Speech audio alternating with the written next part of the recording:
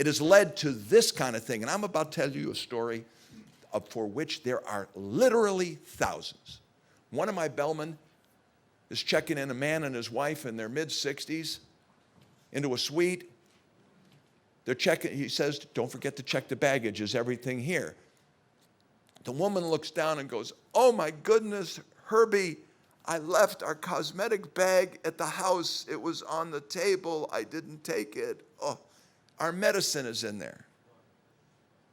Oh no, it's 4 o'clock in the afternoon. I need my husband's a diabetic. I need my stuff for tomorrow morning. What are we going to do? We have to go home. The bellman says, excuse me, where do you live? We live in Woodland Hills. Oh, I have a brother in Encino. Is there anybody at your house? Yeah, my housekeeper. You want to give me the phone number? Why don't you call your housekeeper and tell him my brother, Ramirez, is going to come over and pick it up? And the woman says, really? Yeah. Call and say that if a man named Ramirez comes, you know where the package is. Give it to Ramirez. And I promise you that before you wake up tomorrow morning, your bag will be here. You will? Don't worry about it.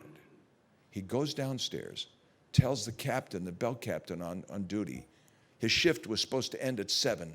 The bell captain says, why don't you go now? He gets into his car. He drives to Woodland Hills, to his brother's house in Encino, picks up the bag, drives back to the hotel, and delivers it to the woman, has it delivered in the morning. Do you think those people are ever going to consider our hotel in the same league with any other experience they've ever had? We published that story, and 1,000 like it, because my employees have now the ability to enhance their self-image on the job. And any time that you can get people to feel good about themselves as an extension of the workplace, you have harnessed the power of the universe. It's like splitting the atom. Money can never get you anywhere near this sort of thing. You know, I could talk to you about all the wacky stories that go on in Las Vegas, about the fun of designing and creating hotels. There are 3 of us. We do our own work. It's fun to build them and dream them up and get people to go wow or ah. But no matter how fancy the buildings are, no matter how many years we struggle with design development before we break ground to create a place that will make you feel good, and all we care about is the emotion of a design, not the materials. Architecture is about emotion. Emotion and idea first, building second.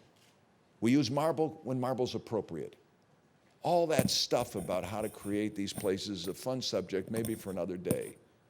But I'll tell you that no matter how good a job we do or how poor we may do, if we have the people in that building that will relate to you mano a mano, person to person, that will create an experience that will make you love that place and want to come back and tell your friends.